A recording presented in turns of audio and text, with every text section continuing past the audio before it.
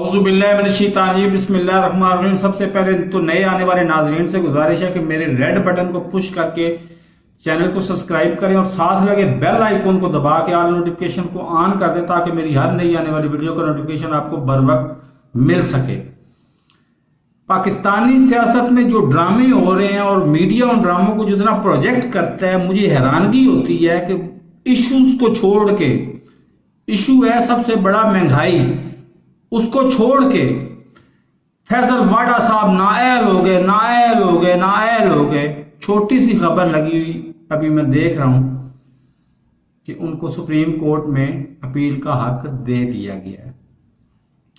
اب فرض کریں ایک حکمران پارٹی کا چہیتا ایم این اے ہو اور اس کے بعد سینیٹر بھی ہو اور وہ نااہل ہو جائے الیکشن کمیشن سے اور سپریم کورٹ میں اس کو اپیل کا حق دے دیا جائے تو اس کو کتنا ایک ریلیف ملنے کا چانس ہے، آپ خود فیصلہ کر سکتے ہیں۔